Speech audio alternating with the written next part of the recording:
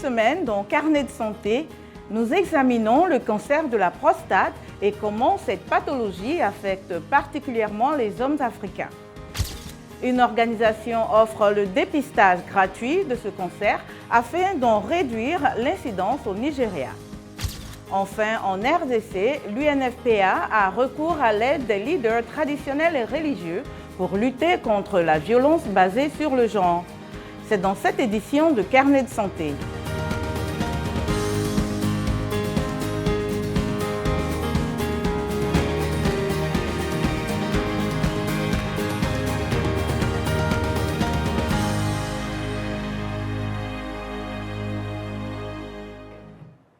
Bonjour à tous, merci de nous rejoindre pour une nouvelle édition de Carnet de santé. La prostate est une glande que l'on trouve uniquement chez l'homme. Elle produit une partie du liquide qui forme le sperme. La Société américaine de lutte contre le cancer affirme que le cancer de la prostate prend naissance dans les cellules de la prostate. La tumeur cancéreuse est constituée de cellules cancéreuses qui peuvent envahir et détruire le tissu voisin. Elle peut aussi se propager à d'autres parties du corps, donnant lieu à des métastases. Selon l'Institut international de recherche sur le cancer, environ 1 414 000 personnes ont reçu un diagnostic de cancer de la prostate en 2020 et plus de 375 000 ont perdu la vie à cause de la maladie. C'est le deuxième cancer le plus diagnostiqué et la 5e cause de décès par cancer chez les hommes dans le monde. Les chercheurs ont découvert que les taux de mortalité du cancer de la prostate en Afrique subsaharienne sont 2,7 fois plus élevés que dans le monde. Ils affirment que le cancer de la prostate se développe plus souvent chez les hommes d'origine africaine que chez les hommes d'autres races. Partons au Nigeria, où une marche s'est tenue récemment à Lagos afin de sensibiliser au cancer de la prostate et offrir un dépistage gratuit à la population. Reportage Venuste Alexandre. Le cancer de la prostate est une maladie non transmissible qui touche les hommes. Un processus recommandé de dépistage peut aider à détecter le cancer tôt pour augmenter les chances de survie. La fondation Dozie Mobosi du Nigeria a organisé en novembre dernier une marche de 5 km avec des bus équipés de professionnels de la santé effectuant des examens gratuits de la prostate. 6 years ago, il y a 6 ans, mon père est allé passer un contrôle médical à l'issue duquel il a découvert ce problème de cancer de prostate et nous nous sommes occupés tout de suite. Il est à Londres et bien sûr, tout le monde ne peut pas être traité en privé à Londres. Nous nous assurons de donner les mêmes chances aux hommes ici au Nigeria. Pour lui, le dépistage du cancer de la prostate est le fleuron des services de santé de la fondation Dozie Mobosi. Traditionnellement au Nigeria, la plupart des initiatives de lutte contre le cancer ont été dirigées vers les femmes et les hommes sont réticents à se faire dépister. Je suis ici pour soutenir cette marche de sensibilisation. Nous marchons aujourd'hui en tant qu'hommes contre le cancer de la prostate. C'est la première fois que je me fais dépister. J'étais un peu nerveux. Ils m'ont dit qu'ils enverraient les résultats à mon courriel, mais ça va. Selon les experts, lorsqu'il est diagnostiqué tôt, le cancer de la prostate peut être traité avec peu ou pas d'effets secondaires. Les bus de la fondation Dozie Mobosi sont équipés de tout ce dont les professionnels de la santé ont besoin pour effectuer les dépistages gratuits. Mais Mobosi veut aller au-delà du simple diagnostic. Nous avons fait le montage des bus localement équipés de laboratoires à la pointe de la technologie et bien sûr tout ce que nous avons besoin pour faire le dépistage. Au-delà de cela, nous venons également de terminer un hôpital à Lagos où nous pouvons les référer pour un traitement. Et nous espérons que cela sera entièrement prêt en ce mois de décembre. Selon les données de la Fondation, depuis le début de la campagne de dépistage gratuit du cancer en juillet, plus de 6 000 hommes âgés de 40 ans et plus ont été dépistés. Selon les informations médicales sur le pays d'origine, un homme noir sur 4 recevra un diagnostic de cancer de la prostate au cours de sa vie et un homme d'origine africaine est 70% plus susceptible de développer ce type de cancer que les hommes d'autres continents. Au moins 5 000 hommes meurent chaque année du cancer de la prostate au Nigeria. Vénuste Alexandre pour VOA Afrique.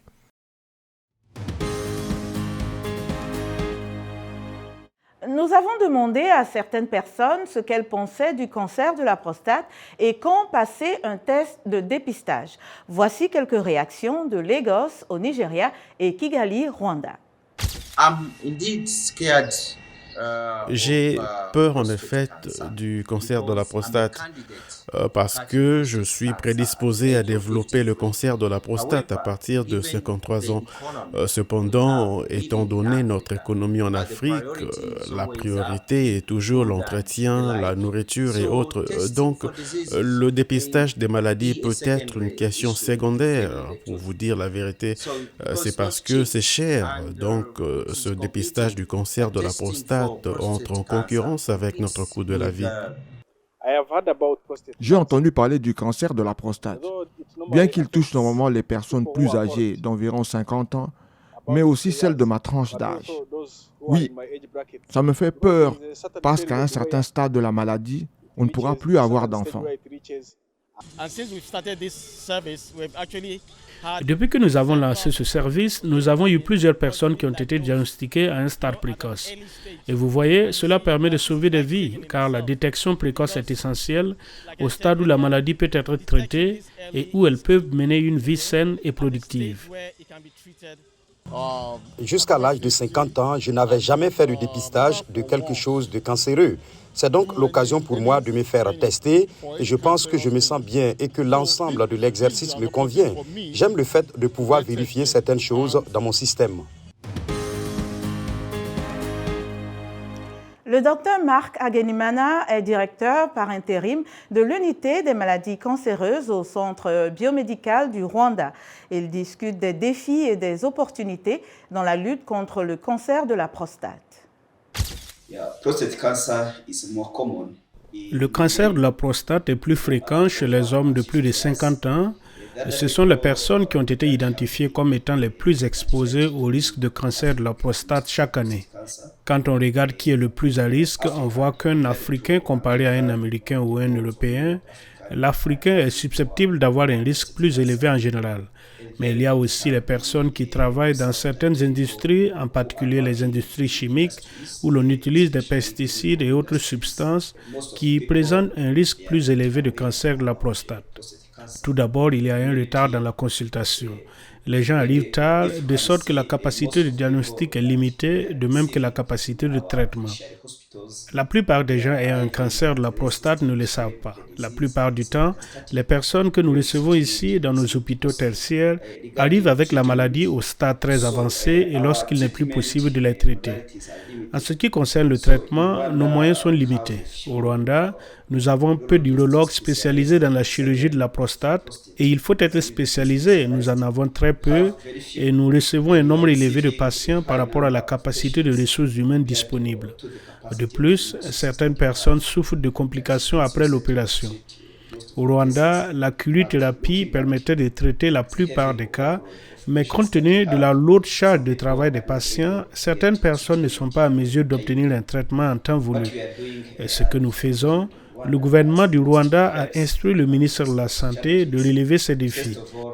Tout d'abord, nous travaillons dur pour sensibiliser la population au cancer de la prostate afin qu'elle puisse se faire examiner à temps. Deuxièmement, nous améliorons la capacité des établissements de santé à diagnostiquer le cancer de la prostate à un stade précoce. À Nampula, au Mozambique, l'urologue Osmani Léon souligne la nécessité de prévenir et d'éliminer les tabous qui empêchent les hommes d'adhérer au dépistage du cancer de la prostate. Sinon, le pays connaîtra bientôt plusieurs cas de cette maladie. Il dit qu'actuellement, le cancer de la prostate est parmi les principaux cancers qui entraînent la mort d'hommes à partir de 40 ans dans le pays. Selon le secteur de la santé du Mozambique, le cancer de la prostate est l'un des plus courants et l'une des principales causes de décès par cancer chez les hommes de plus de 40 ans. L'un des paris pour contrôler la maladie est le dépistage et le traitement. Mais peu d'hommes se rendent à l'unité de santé pour se faire dépister par peur, honte et à cause des tabous. Beaucoup d'hommes ont réellement peur. Je ne sais pas si c'est un mythe ou des cas réels, mais beaucoup ont cette peur.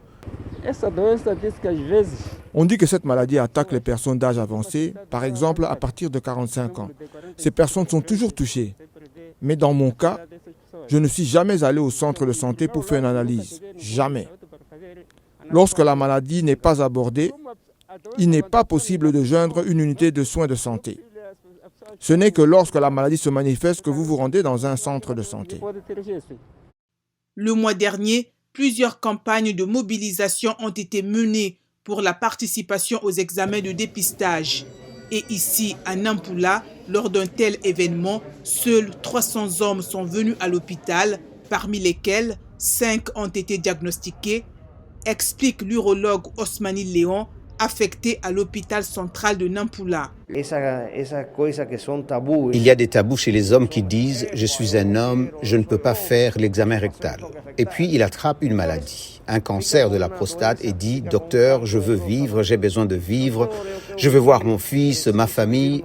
Et le docteur, il ne peut rien faire d'autre parce que le cancer a été diagnostiqué à un stade tardif, une période avancée de la maladie, et c'est très difficile. Ainsi, l'un des objectifs que nous voulons en cette journée mondiale sur le cancer de la prostate est de faire prendre conscience de l'importance du dépistage précoce pour le diagnostic précoce du cancer de la prostate. Les professionnels de la santé s'inquiètent du fait que la plupart des patients se rendent à l'hôpital à un stade avancé de la maladie. Les 16 jours d'activisme contre la violence basée sur le genre ont débuté le 25 novembre et se terminent le 10 décembre. Il s'agit d'une campagne mondiale annuelle pour appeler à la prévention et à l'élimination de la violence à l'égard des femmes et des filles. Les données de l'ONU montrent qu'au cours de leur vie, une femme sur 3 sera confrontée à une forme de violence sexiste. En RDC, les femmes représentent environ 51% de la population selon l'UNFPA. Et les inégalités de genre sont particulièrement observées dans les contextes économiques, politiques, sociaux et culturels, avec un impact direct sur les violences basées sur le genre. Le docteur Eugène Connuy est le représentant de l'UNFPA en RDC. Il nous en dit plus. La violence basée sur le genre est bel et bien présente dans la République démocratique du Congo. La prévalence en termes de nombre de femmes et nombre de filles qui ont vécu ce type de violence pendant leur vie, c'est 40%. Et 16% des femmes ont déclaré qu'elles ont eu des violences pendant les 12 derniers mois. Donc, c'est une situation réelle qui se passe non seulement dans la situation du conflit, mais aussi dans la situation du développement. Nous avons organisé un forum national qui a amené les leaders traditionnels et religieux des 4 coins du pays pour toute la première fois de discuter et réfléchir sur les stratégies à mettre en place pour éliminer les violences basées sur le genre. Il y a eu une déclaration qui a été signée par tous les participants, les leaders traditionnels et religieux, la déclaration de Lubumbashi pour mettre fin aux violences basées sur le genre. Et deuxièmement, il y a eu un plan d'action qui a été élaboré par ces leaders pour mettre en place, encore pour mettre fin aux violences basées sur le genre. Et heureusement, tous les partenaires étaient présents. Ils vont travailler avec ces leaders ensemble pour les appuyer. Appui donné, appui technique, appui financier, tous les appuis qui sont besoin pour assurer que le plan est mis en place et mis en œuvre pour mettre fin aux violences basées sur le genre. Notre émission tire à sa fin. Pour plus d'informations, rendez-vous sur notre site web voaafrique.com. Vos questions et réactions sont toujours les bienvenues sur la page Facebook de VOA Afrique. Vous pouvez aussi me suivre sur Twitter, @LenorMoudou. Merci de votre fidélité à Carnet de Santé. D'ici la semaine prochaine, portez-vous bien et à bientôt.